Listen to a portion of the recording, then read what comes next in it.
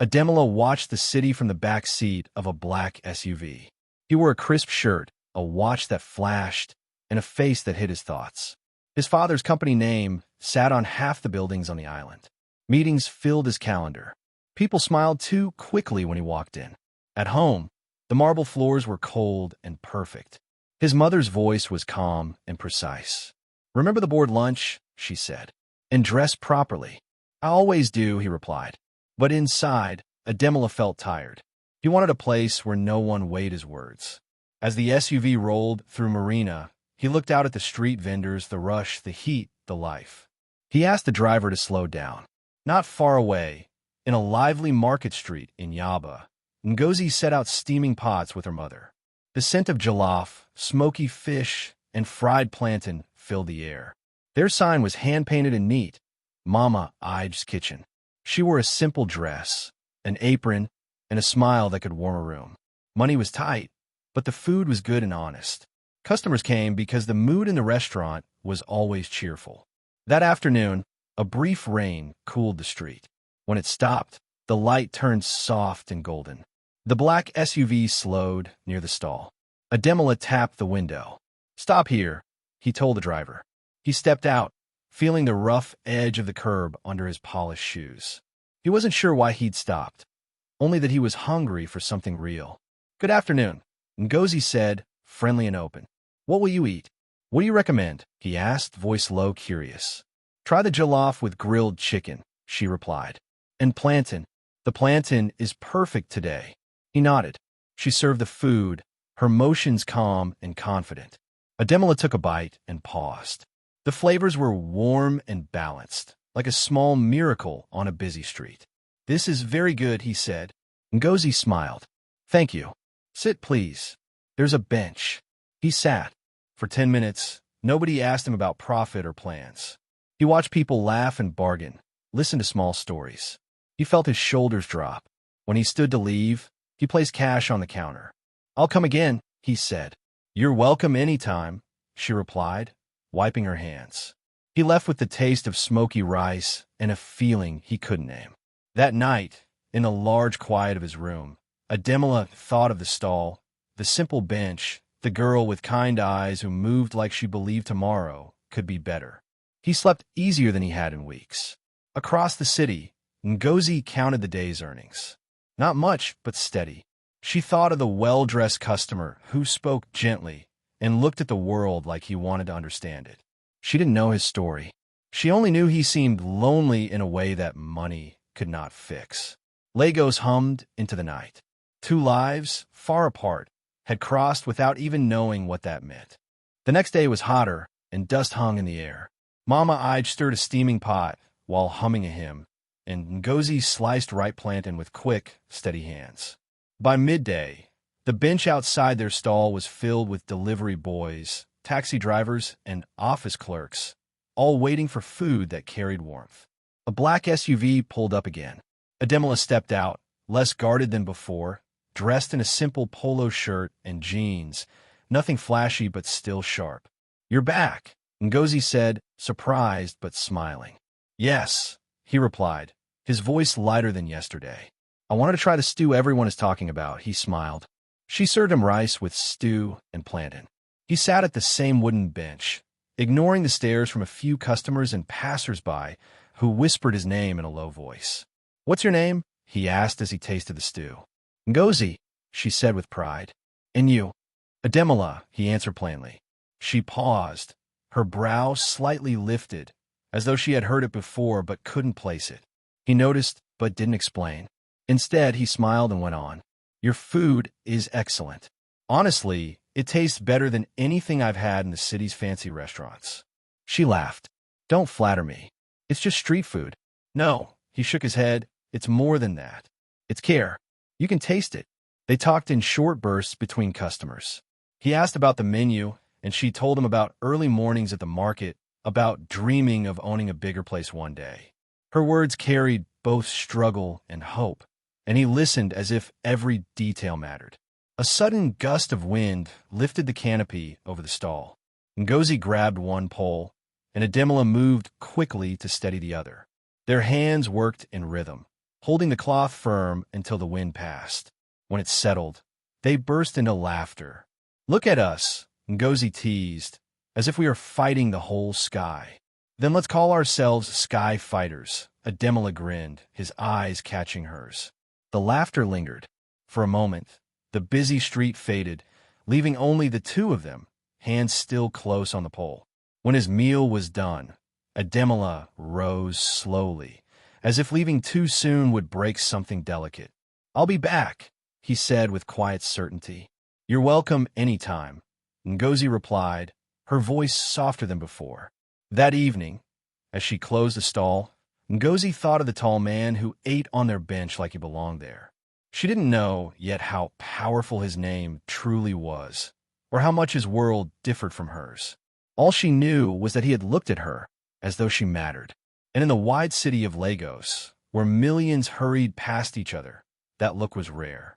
Ademola came again the next afternoon, and the day after that. Soon, it was no longer a surprise for Ngozi to see the black SUV stop by their stall. What surprised her was how easily he blended into their small world once he stepped out of the car. He would sit on the wooden bench, roll up his sleeves, and eat without complaint, even if the sun was harsh or the noise of traffic was loud. Customers began to whisper. Some recognized him, the son of Chief Adebayo, the businessman who owned half the real estate on Victoria Island. Others were unsure, but they could tell he wasn't ordinary. "Ngozi," one woman muttered one day, "that man is rich. What's he doing here?" Ngozi only smiled politely and kept serving food. Between the rush of customers, their conversations grew. Ademola asked her about school. She told him she had finished secondary education but couldn't afford university fees. Instead, she had joined her mother to keep the stall alive. "I still read, though," Ngozi said, wiping her hands. "I borrow books from the library. Maybe one day I'll study catering or even business." Ademola leaned forward, genuinely interested. "You should. You already run this place like a small company." She laughed, shaking her head. "Please don't start teasing me." "I'm serious," he said, smiling.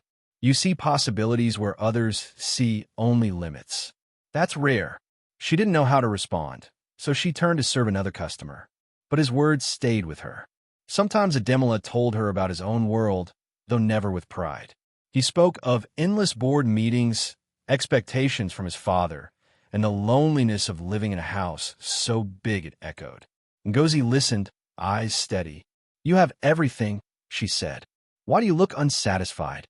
"Because not everything is what it looks like," he answered quietly.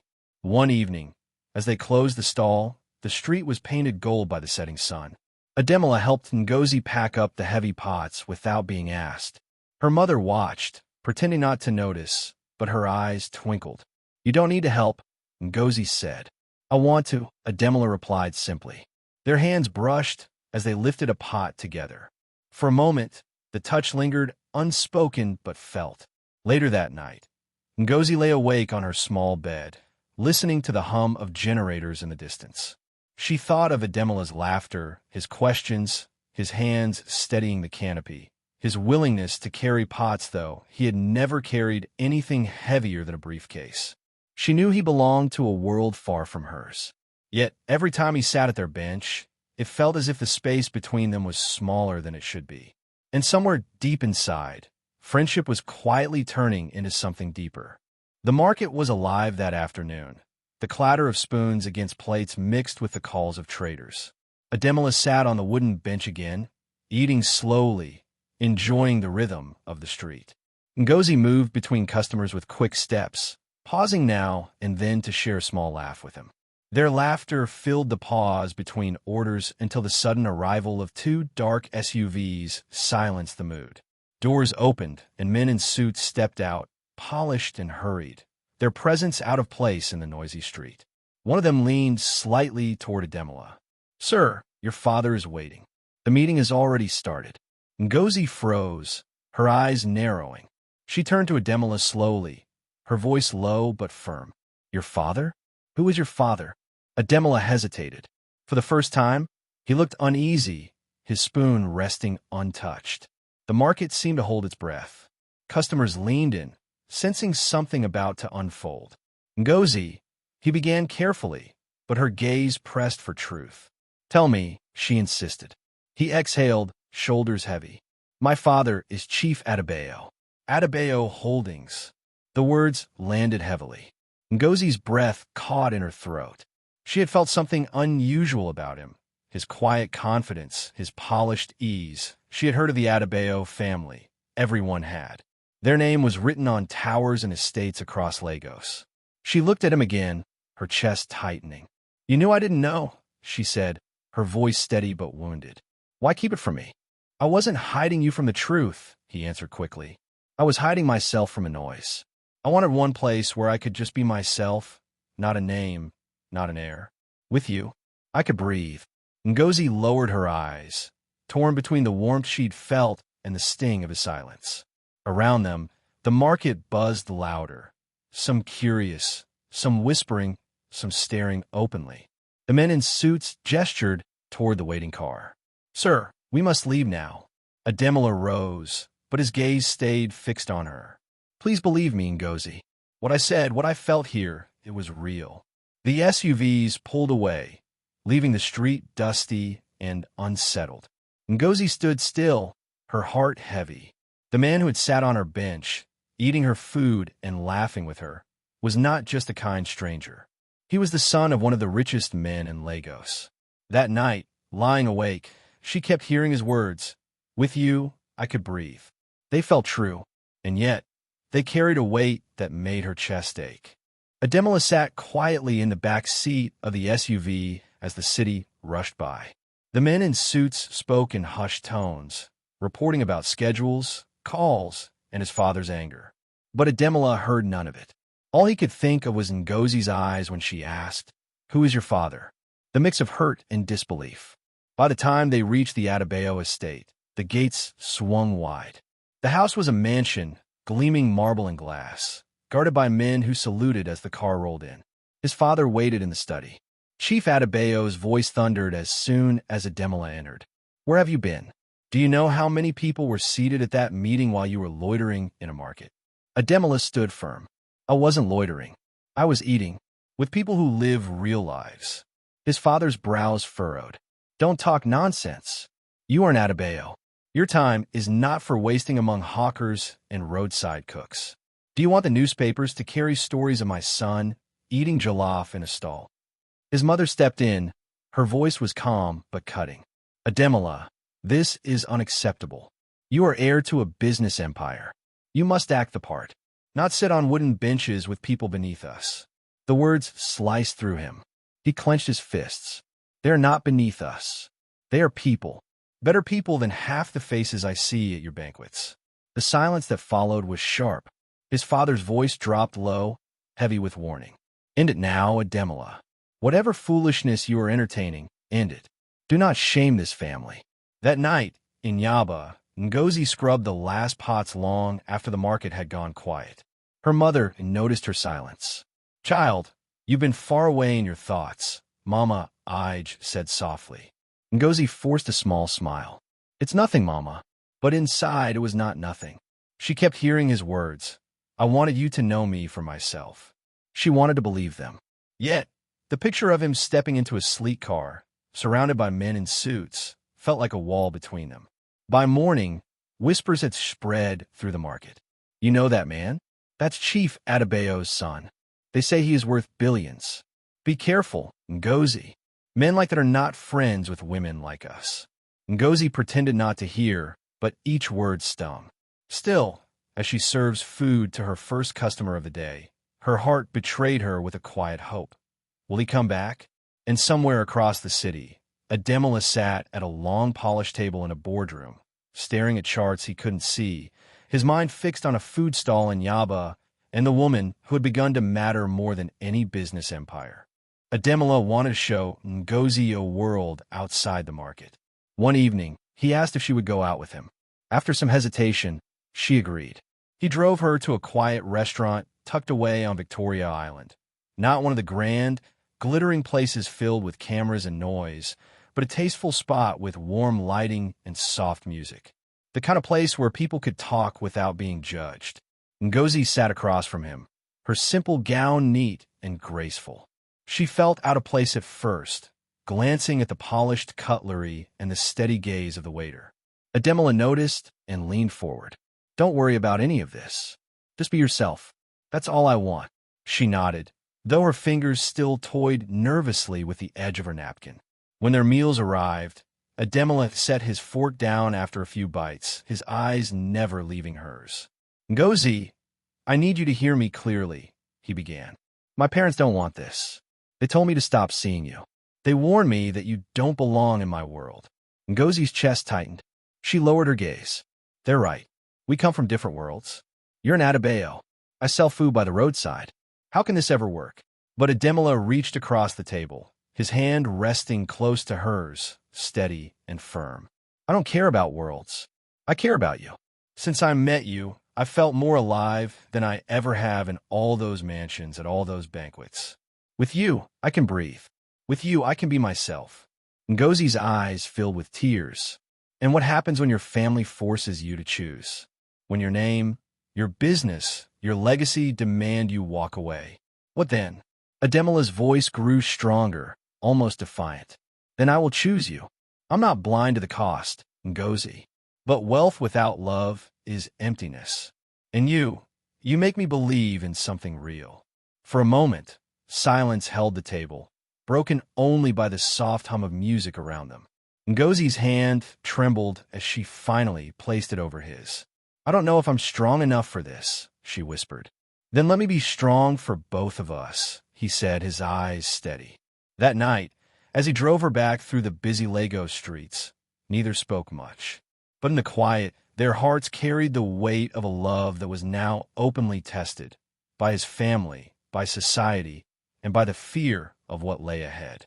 For a few weeks after that night at the restaurant, Ademola kept showing up at Ngozi's stall, sometimes in the afternoons, sometimes late in the evening when business was slow.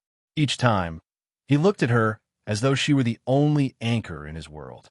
But Ngozi's heart carried a storm. She remembered his words, "I will choose you."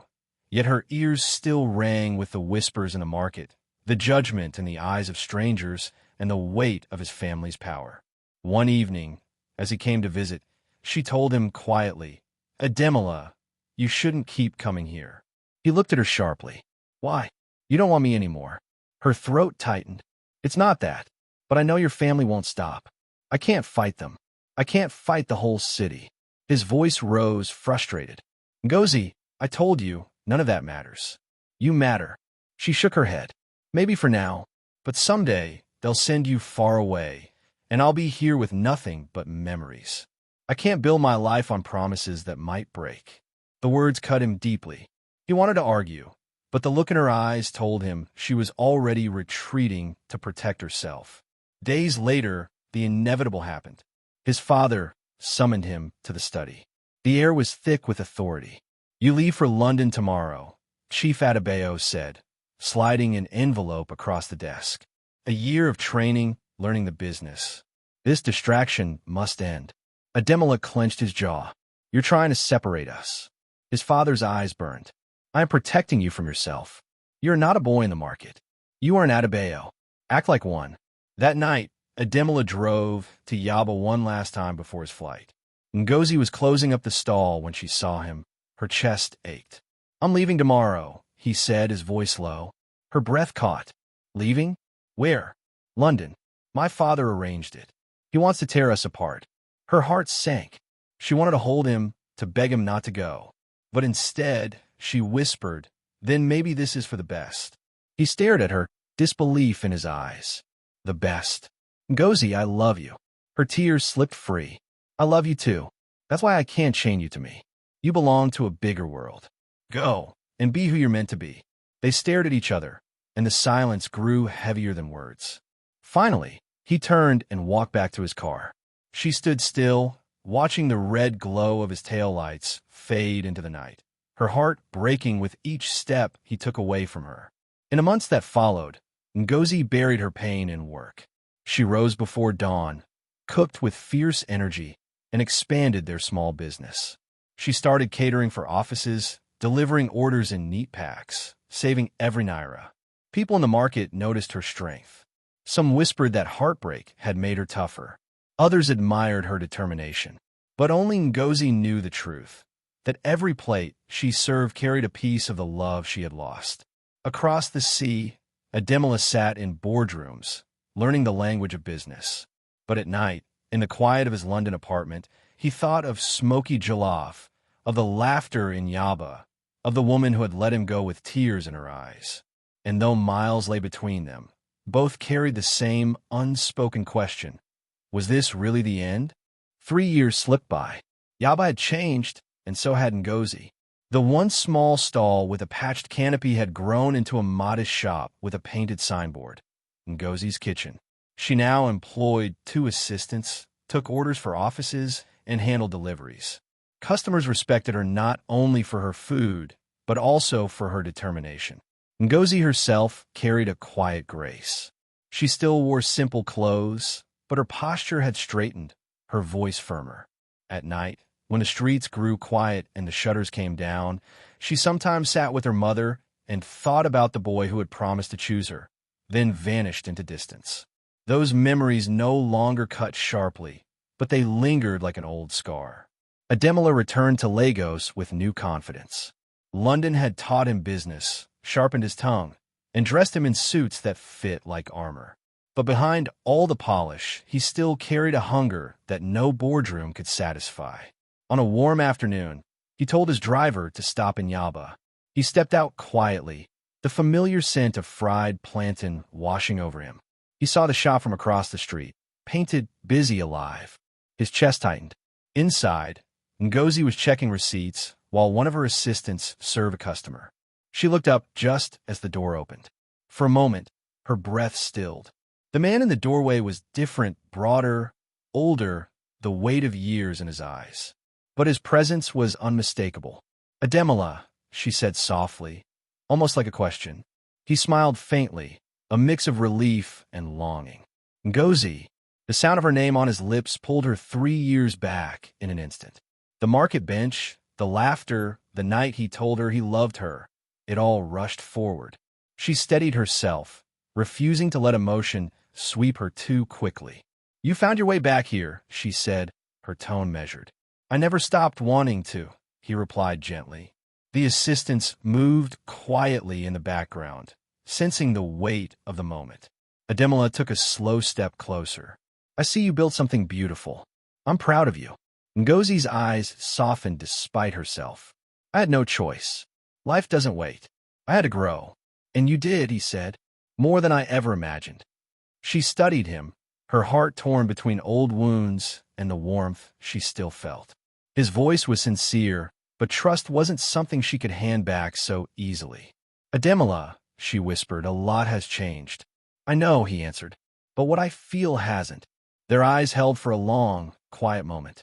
The years between them seemed to fold, not erased, but bridged by something that had refused to die. For the first time in 3 years, Ngozi let herself exhale fully, as if the weight she carried had finally shifted.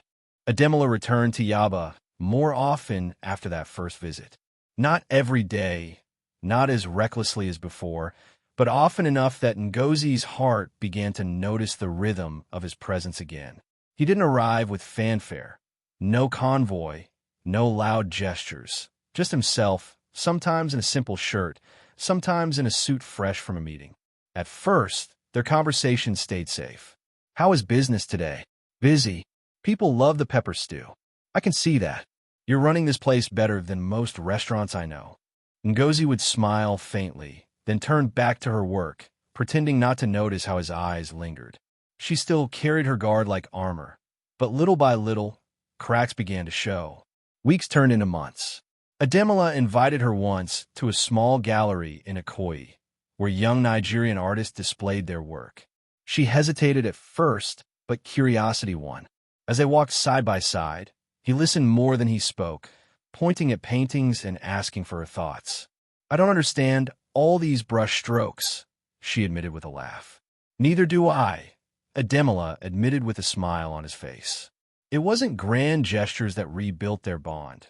It was the little things, the way he waited for her to finish with customers before speaking, the way he asked about her mother, the way he never made her feel small even when the gap between their worlds still loomed. One night, after a long day, Ngozi found herself sitting with him outside the shop, both of them quiet under the Lego sky. The street was quiet with only the hum of generators. "Do you ever regret it?" she asked suddenly. "Regret what?" "Coming back here." "To me." He turned, his voice firm but tender. "Never. If I regret anything, it's leaving you in the first place." Her chest ached, and tears pricked her eyes. She looked away quickly, but he saw. He didn't reach for her, didn't force the moment. He only sat close, letting the silence hold them. And in that silence, something shifted. It wasn't the fiery rush of first love, but a deeper current, tested, tempered, and slowly finding its way back. The Adebayo household grew tense. Chief Adebayo, once loud and commanding, had fallen ill.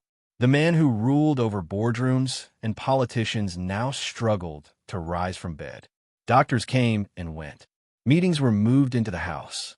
The empire he built suddenly felt fragile. Ademola sat by his father's side often, watching the once mighty man fade into silence. One evening, as his father rested, his mother spoke in hushed tones. "Now more than ever, you must not disgrace us. You know what your father expects." Ademola's jaw tightened. He had heard the same words too many times. In Yaba, life went on. Ngozi kept the shop running, her hands steady even when her heart felt restless. She had not been to the Adebayo mansion, but whispers of the chief's illness spread quickly across Lagos. She wondered if Ademola was all right, but she kept her thoughts buried under work.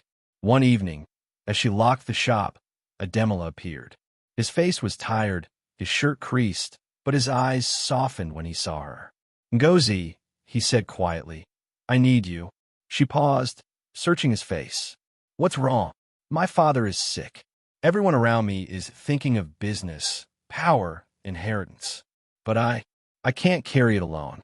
I need someone who sees me, not the empire." Her heart ached. She wanted to step closer, to comfort him, but fear still lingered. "Your family still doesn't want me, Ademola." "I don't care what they want," he said firmly. While I sit beside him, I realize how short life is. What's the point of wealth if I can't share it with the person who makes me whole? The street was quiet, the night air heavy with truth. For the first time, Ngozi saw not just the air but the man, tired, vulnerable, searching for light. She placed a hand gently on his arm. "I don't know how to walk into your world, Ademola, but I know how to stand beside you." His eyes shone with gratitude. "That's all I've ever wanted." Back at the mansion, whispers began. Servants noticed Ademola's absences. His mother grew suspicious. But for the first time in years, Ademola didn't flinch. He knew what he wanted, and he was ready to fight for it. And though the future was uncertain, both he and Ngozi understood. This was no longer a quiet friendship by a roadside stall. This was love standing against the weight of family, society, and fear. Chief Adebayo's illness cast a heavy silence over the mansion. Doctors came daily, voices hushed in the hallways. Family members gathered more often, some out of concern, others out of quiet curiosity about what would happen when the old man was gone. Ademola spent much of his time by his father's side, reading reports aloud or simply sitting in silence. In those moments, he thought of life's fragility, how quickly strength could fade, how empty wealth felt without love to soften it. One evening, in the sitting room, the family gathered. Uncles, business associates, and his mother sat discussing the company's future. The conversation turned to marriage, how important it was to align with another powerful family. His mother mentioned names, each one a daughter from influence and money. Ademola listened quietly, but when the room fell expectantly on him, he rose. His voice was calm, steady. "I already know who I will marry," he said. The room hushed. His mother's brows drew together. "And who is that?" Ademola drew a deep breath. "Her name is Ngozi. She runs a small food business in Yaba. She is honest, hardworking, and she is the woman I love." Murmurs spread across the room. His mother's voice cut sharp. "Ademola, be serious. You cannot throw away your name for a roadside girl." Before he could answer, A frail cough came from his father's chair. All eyes turned as Chief Adebayo opened his eyes. His voice was weak, but it carried weight. Enough. He paused, catching his breath. If she gives him peace, let him hold on to her. I built towers, estates, wealth, and now I lie here with nothing but pain. Don't deny him a life without true love.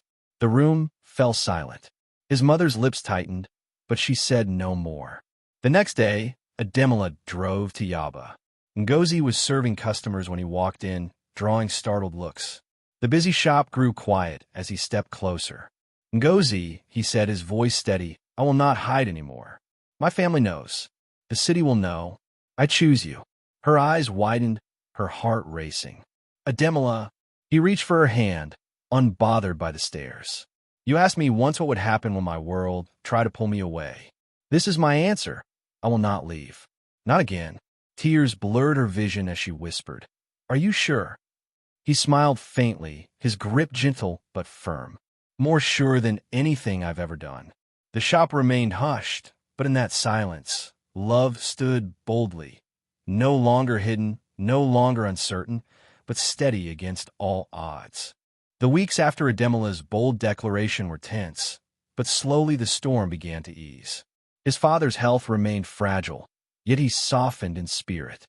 For the first time, Chief Adebayo asked to meet Ngozi, not as the girl from Yaba, but as the woman who held his son's heart. When she arrived at the mansion, humble yet poised, the chief studied her quietly. Then, with a faint smile, he reached for her hand. You remind me of what I chased but never found, he said weakly. Take care of him when I no longer can. His words broke the last wall. Even Ademola's mother, who had fought hardest against her, lowered her guard. She could not deny the peace in her son's eyes, nor the strength in the woman who had stood her ground with dignity. The wedding was held in a bright, sunlit church that overflowed with joy.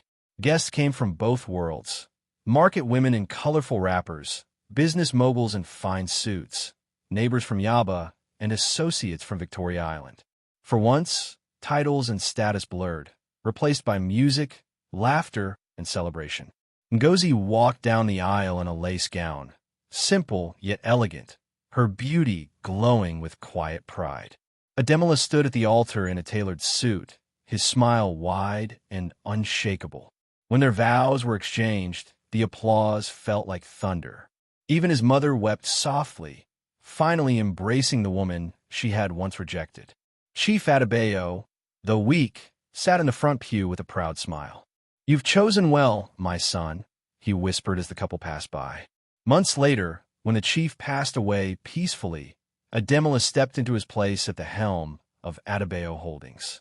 With wisdom and determination, he expanded the company beyond what even his father had imagined. New projects rose across Lagos. Towers, estates, schools, and opportunities that touched lives far beyond the boardroom.